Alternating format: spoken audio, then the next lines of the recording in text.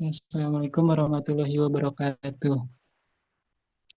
Kami dari kelompok 4 akan menjelaskan tentang rencana pelaksana pembelajaran di salah satu SMA dengan mata pelajaran kimia untuk kelas 10 dengan waktu 7 kali pertemuan.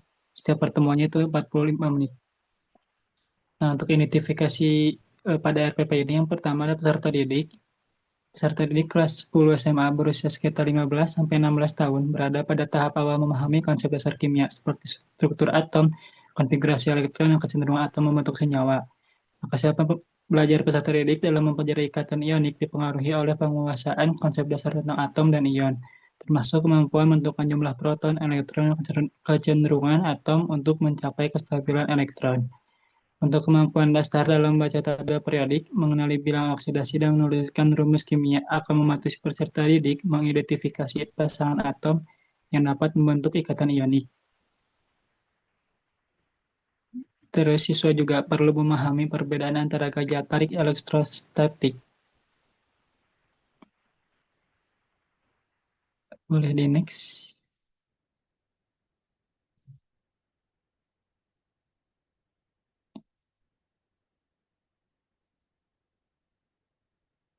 Eh, dengan minat peserta didik terhadap fenomena kimia sehari-hari seperti garam dapur atau NaCl, kapur atau CaCO3, dan pupuk atau KCl, yang dapat menjadi penghantar penarik untuk memotivasi mereka memahami pentingnya ikatan ionik dalam kehidupan.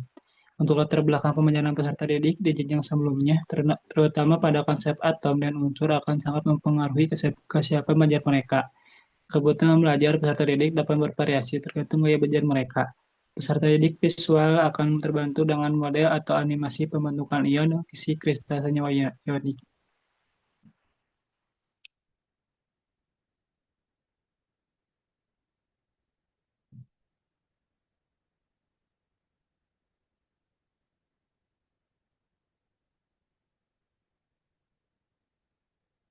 Dengan ini, maka peserta didik kinestetik lebih mudah memahami konsep dengan kegiatan simulasi transfer elektron menggunakan benda konkret seperti bola atom. Sementara itu, peserta didik auditori dapat memanfaatkan diskusi untuk menjelaskan hubungan antara struktur dan sifat senyawa ionik. Nah, keterampilan berpikir kritis dan analitis yang dikembangkan mencakup kemampuan menjelaskan fenomena mikroskopis, membuat hipotesis tentang terbentuknya senyawa, serta menghubungkan struktur ionik dengan sifat seperti titik leleh tinggi, kelarutan, dan daya hantar listrik. Diskusi kolaboratif, analisis data, percobaan sederhana, dan penggunaan media interaktif sangat menunjang proses pemahaman konsep. Dukungan lingkungan belajar yang kondusif seperti ketersediaan alat peraga, media digital, serta bahan ajar berbasis konteks akan membantu peserta didik membangun pemahaman konseptual yang lebih mendalam tentang bagaimana dan mengapa ikatan ini terbentuk. Nah, untuk materi pelajarannya akan dijelaskan oleh pemateri selanjutnya.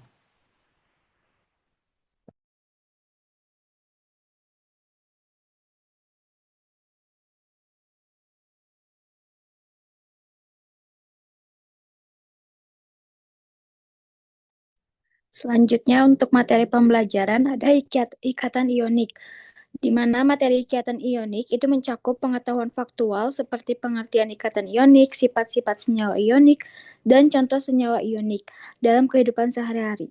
Konseptual meliputi proses pembentukan ion, atoran oktet, peran elektron valensi, serta perbandingan antara ikatan ionik dengan ikatan kovalen.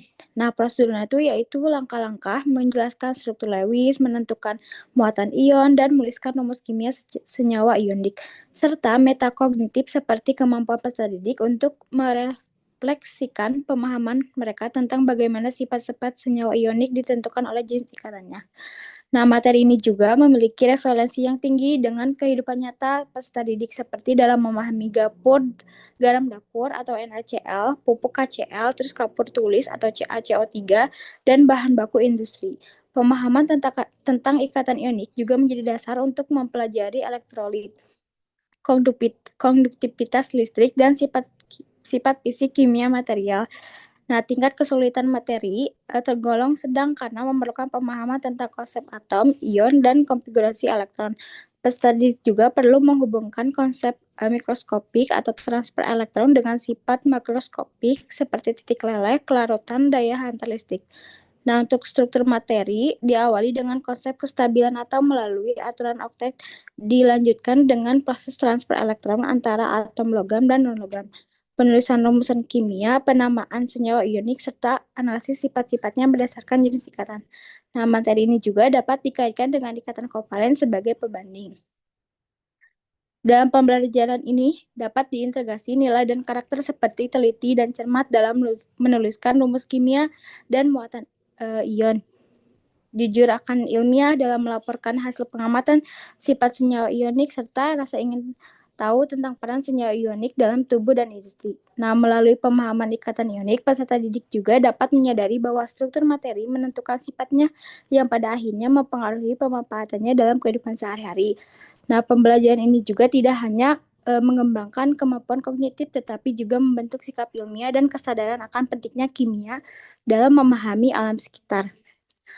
Kemudian ada dimensi profil pelajar Pancasila atau DPL, di mana yaitu ada benalar kritis, yaitu dimensi 5 yang menganalisis proses pembentukan dan sifat-sifat ikatan ionik.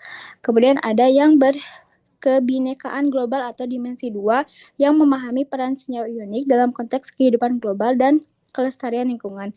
Yang ketiga yaitu bergotong royong atau dimensi 3 yang berkolaborasi dalam kegiatan diskusi dan presentasi kelompok.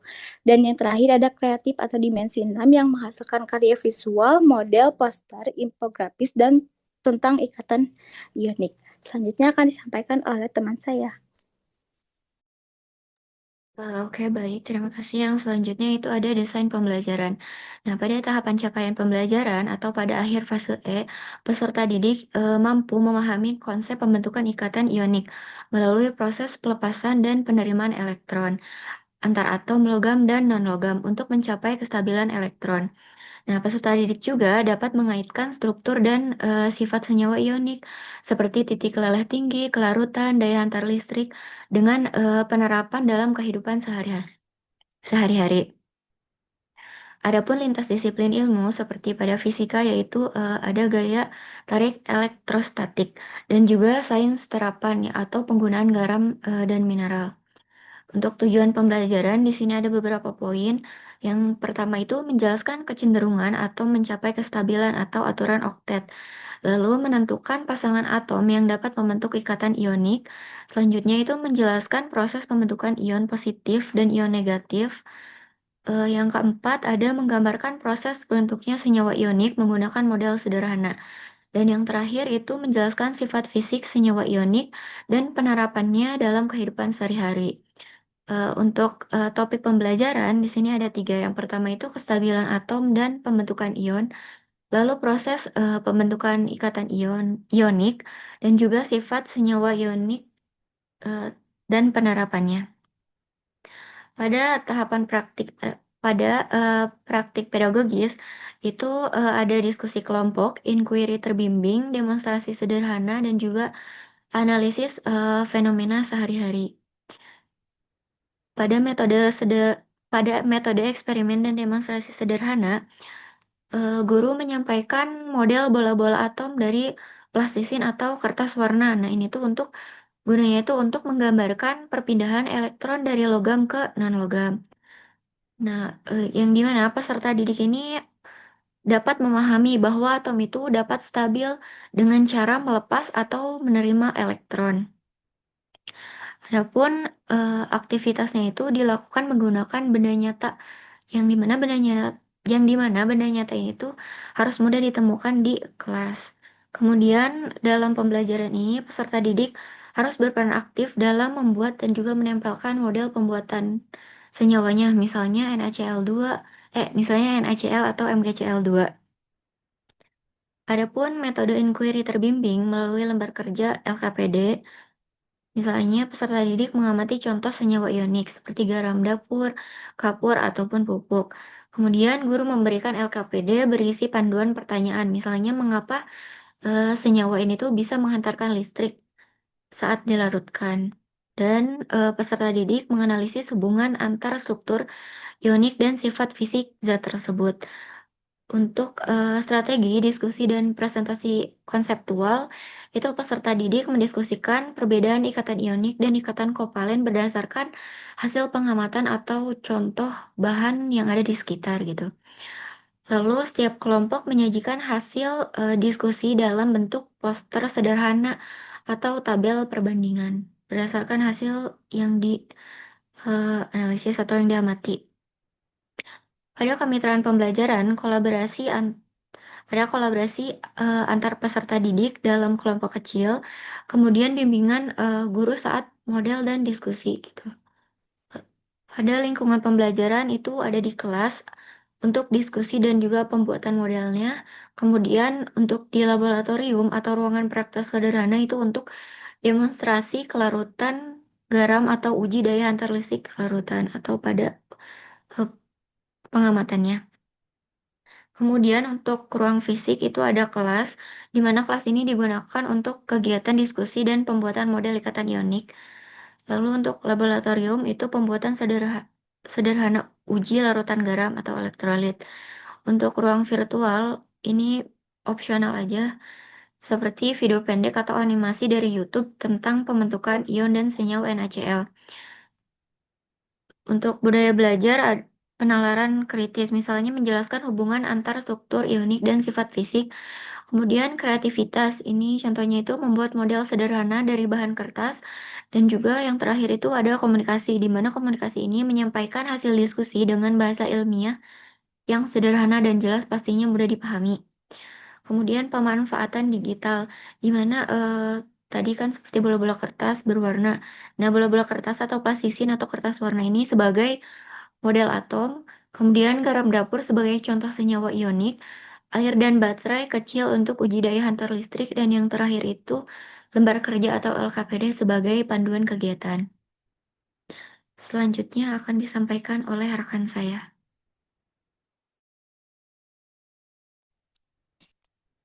Oke, selanjutnya ada pengalaman belajar. Pengalaman belajar ini menemukan pertemuan 7, yang dimana pertemuan pertama itu ada kestabilan atom dan pembentukan ion.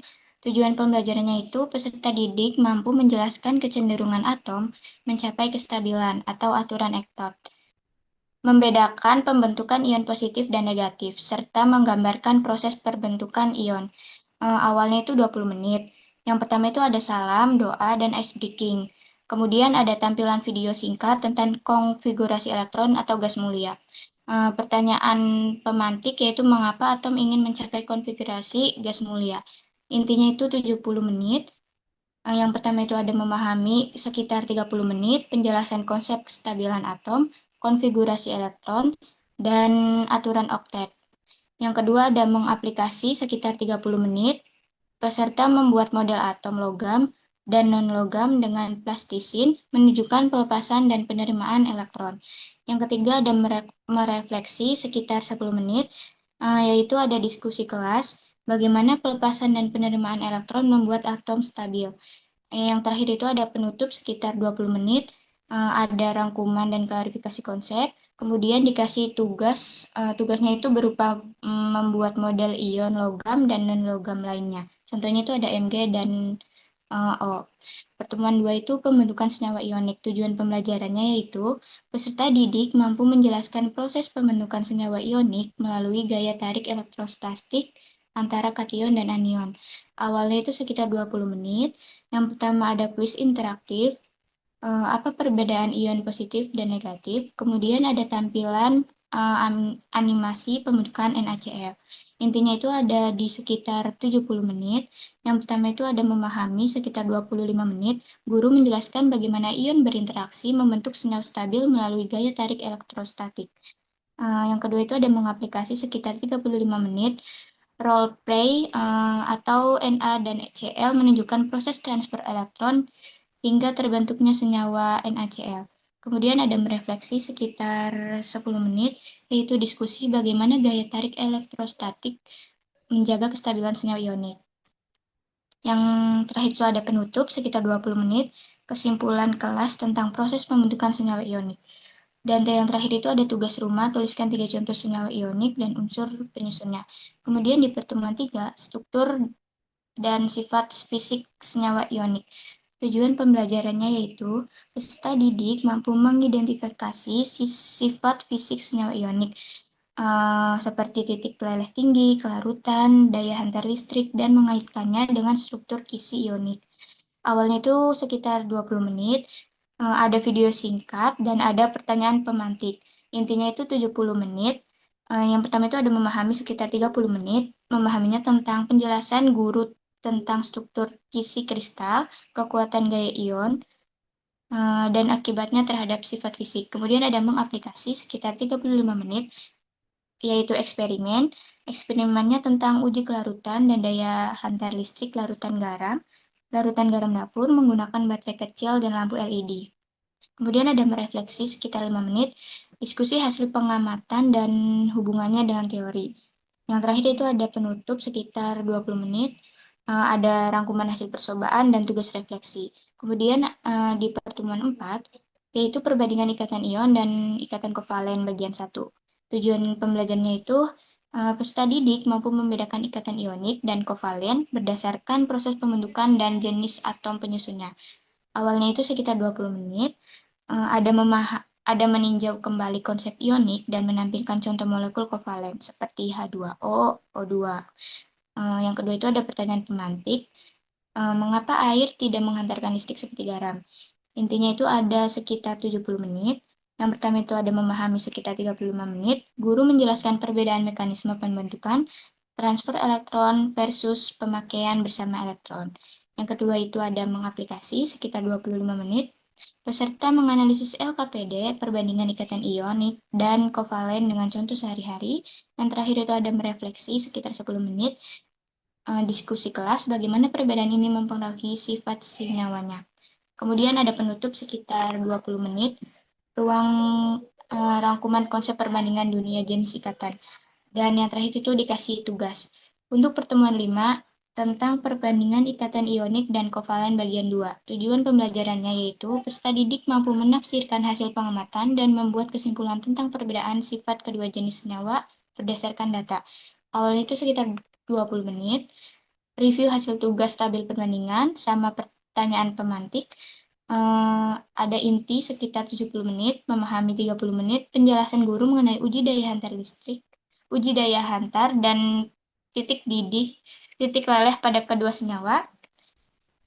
Ada mengaplikasikan sekitar 35 menit, yaitu eksperimen perbandingan daya hantar listrik, NaCl padat dan larut dengan lilin atau gula padat dan larut. Ada merefleksi sekitar 5 menit, diskusi hasil eksperimen. Yang terakhir adalah penutup sekitar 20 menit, penegasan kesimpulan hasil eksperimen dan dikasih tugas. Untuk pertemuan 6, visualisasi dan energi ikatan ionik. Tujuan pembelajarannya yaitu peserta didik mampu menjelaskan energi ikatan dan kestabilan senyawa ionik melalui visual interaktif. Awalnya sekitar 20 menit, menampilkan animasi 3D tentang energi kisi kristal NaCl. Dan ada pertanyaan pemantik. Intinya sekitar 70 menit. Yang pertama ada memahami sekitar 30 menit. Guru menjelaskan konsep energi kisi dan kestabilan kristal. Yang kedua ada mengaplikasikan sekitar 35 menit. Simulasi interaktif, PHET dan atau video memperlihatkan pembentukan kisi ionik dan energi yang dilepaskan atau dibutuhkan. Yang ketiga ada merefleksi sekitar 5 menit, siswa menulis kesimpulan pribadi tentang hubungan energi dan kekuatan ikatan ionik. Yang terakhir ada penutup sekitar 20 menit tentang diskusi dan dikasih tugas mini. Yang terakhir ada pertemuan 7 tentang aplikasi ikatan ionik dan kehidupan. Tujuan pembelajarannya yaitu peserta didik mampu mengaitkan konsep ikatan ionik dengan penggunaan dalam kehidupan sehari-hari, industri, dan lingkungan. Awalnya sekitar 20 menit, menampilkan video singkat tentang peran garam dalam industri makanan dan kesehatan. Terus dikasih pertanyaan pemantik, intinya itu ada sekitar 70 menit. Yang pertama ada memahami sekitar 30 menit.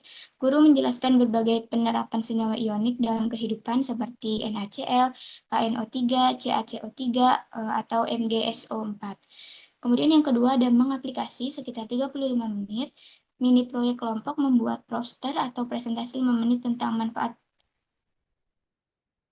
salah satu senyawa ionik dalam kehidupan sehari-hari.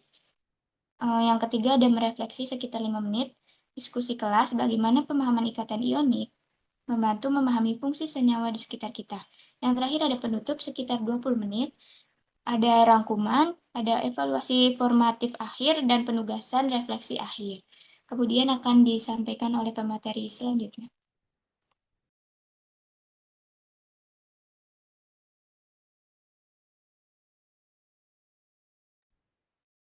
Oke, selanjutnya itu ada pembelajaran dalam materi kestabilan atom dan ikatan ionik untuk kelas 11 SMA. Dengan tujuannya itu mengetahui tingkat pemahaman awal peserta didik tentang kestabilan atom, pembentukan ion, dan konsep ikatan ionik dalam kehidupan sehari-hari. Metodenya kita menggunakan metode kuis kontekstual, yaitu 5 soal pilihan dan 1 soal reflektif. Medianya itu kuis interaktif menggunakan Quizizz atau Google Form. Contoh soal kuisnya yang pertama ada unsur yang memiliki konfigurasi elektron yang paling stabil di alam adalah yaitu gas mulia.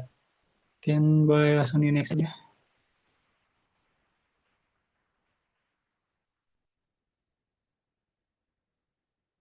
Di next.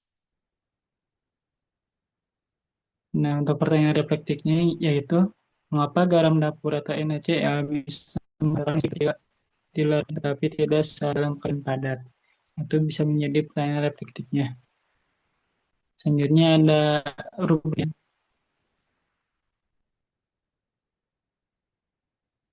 Selanjutnya ada assessment proses, di mana yang pertama itu ada observasi kegiatan eksperimen dan aktivitas model. Di sini guru menggunakan rubrik observasi untuk menilai partisipasi aktif, ketelitian, dan keterampilan ilmiah siswa selama eksperimen dan pembuatan model atom ion. Aspek yang diamati yaitu kesiapan alat dan bahan saat membuat model atom, ketelitian dalam menggambar dan menggambar pelaksanaan penerimaan dan keaktifan dan komunikasi dalam diskusi kelompok, kedisiplinan, serta keselamatan kerja di laboratorium. Nah, untuk yang keduanya ada kuis interaktif, yaitu untuk pengetahuan konsep, di mana dilakukan pada pertemuan ketiga dan ketujuh dan keempat. Bentuknya kuis dan kabut dengan 5-7 soal. Selanjutnya ada diskusi kelompok dalam lembar kerja peserta didik yang nanti akan dijelaskan di eh, akhir gitu ya, ada lembar kerja peserta didik. Nah, untuk asesmen akhirnya itu yang pertama ada proyek mini yang berjudul Ion dalam kehidupan sehari-hari. Nah, untuk rubrik penilaian proyek mini ini yang pertama ada aspek yang dinilai itu pemahaman konsep dengan skor 1 sampai 4. Yang kedua ada analisis ilmiah dengan skor 1 sampai 4. Selanjutnya ada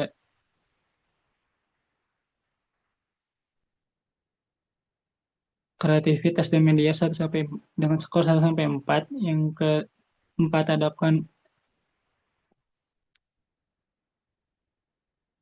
selanjutnya ada rubrik penilaian eksperimen, yaitu aspek-aspek yang ditelitinya, yang diamatinya itu yang pertama ada aspek ketelitian pengamatan, yang kedua ada analisis dan grafik, ketiga kerjasama tim, dan yang keempat itu ada K3 atau keselamatan kerja dengan skor maksimal 16 poin.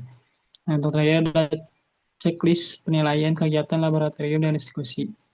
Dengan jumlah keseluruhannya untuk aspek yang dinilai itu ada 5. Yang pertama ada partisipasi aktif dalam diskusi dan eksperimen, terus penelitian saat membuat model atom atau uji daya antar, penggunaan alat dengan aman dan tertib, kerjasama dengan teman atau kelompok, dan kerapian ketertiban serta kerja setelah kegiatan. Nah, untuk yang selanjutnya ada penjelasan penggunaan rubrik dan checklist. Mungkin bisa dibaca saja. Dan terakhir ada bahan ajar ringkas, yaitu atau ringkasan evaluatif. Mungkin untuk rancangan pembelajaran ini atau RPP cukup sekian. Selanjutnya masuk ke dalam LKPD.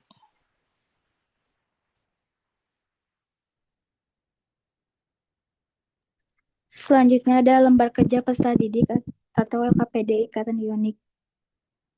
Di mana mata pelajaran itu kimia dengan kelas 10, materinya itu pokok ikatan ionik dan mode pembelajaran itu including terbimbing dan alokasi waktunya 2 kali 45 menit. Di mana ada kompetensi dasarnya yaitu menganalisis kecenderungan unsur dalam sistem periodik dan keterkaitannya dengan pembentukan ikatan kimia. Dengan tujuan pembelajaran yaitu yang pertama, menjelaskan proses terbentuknya ikatan ionik melalui transfer elektron. Yang kedua, yaitu menuliskan konfigurasi elektron dari atom yang berikatan secara ionik. Yang ketiga, menjelaskan hubungan antara struktur senyawa ionik dengan sifat fisiknya, yaitu titik leleh, kelarutan, daya hantar listrik. Kemudian yang empat, yaitu menunjukkan sikap ilmiah melalui kegiatan inquiry dan diskusi. Selanjutnya dijelaskan oleh teman saya. Baik, yang selanjutnya itu ada petunjuk kegiatan. Yang pertama itu, bacalah langkah-langkah kegiatan dengan sesama. Yang kedua, lakukan pengamatan atau simulasi sesuai arahan guru. Yang ketiga, diskusikan hasil pengamatan bersama kelompok. Yang keempat, tuliskan hasil diskusi dan kesimpulan pada kolom yang tersedia. Lalu, yang selanjutnya ada alat dan bahan, di mana ada garam dapur NaCl, gula pasir atau sukrosa, magnesium klorida MgCl2, terus air, dan alat uji daya hantar listrik sederhana seperti baterai, lampu kecil, kabel, dan yang lainnya. Dan juga sendok kecil atau spatula. Adapun langkah kegiatan yang pertama, orientasi masalah, di mana siswa diminta memperhatikan fenomena yaitu ketika garam dapur dialurkan dalam air, larutan tersebut dapat mengantarkan listrik, namun larutan gula tidak bisa mengantarkan listrik. Pertanyaannya ada dua. Yang pertama, mengapa kedua zat tersebut menunjukkan perilaku yang berbeda terhadap arus listrik? Yang kedua, apa hubungan fenomena tersebut dengan jenis ikatan kimia yang terbentuk? Nah, lalu ada pengumpulan data. Yang pertama itu ada beberapa langkah. Yang pertama yaitu ambil sedikit garam dapur dan gula pasir, lalu larutkan masing-masing dengan air dan seterusnya hingga tahapan ketiga. Di sini ada tabel diisi untuk zatnya ada NaCl dan juga glukosa. Yang ketiga itu ada analisis data, di mana di sini terdapat 3 pertanyaan. Yang pertama ada zat mana yang mengantarkan listrik dengan baik. Terus ada apa yang dapat disimpulkan dari artikel dan juga tentang partikel dan larutan zat tersebut. Dan yang terakhir itu ada bagaimana hubungan antara kemampuan mengantarkan listrik dan jenis ikatan yang terbentuk. Selanjutnya akan disampaikan oleh rekan saya. Kemudian yang keempat ada sintesis atau penarikan kesimpulan. Berdasarkan hasil pengamatan dan analisis, buatlah kesimpulan tentang yang pertama, ada ciri-ciri senyawa dengan ikatan ionik. Yang kedua, ada proses terbentuknya ikatan ionik antara atom logam dan non-logam. Dan yang ketiga, ada sifat-sifat umum senyawa ionik. Lalu kemudian ada tuliskan kesimpulanmu di bawah ini. Jadi siswa itu diatur untuk menuliskan kesimpulan. Dan yang kelima ada refleksi diri. Jawablah dengan jujur. Yang pertama ada bagaimana dari kegiatan ini yang paling membantumu memahami konsep ikatan kimia ionik. Dan yang kedua, apa yang masih membingungkan dan ingin kamu pelajari lebih lanjut.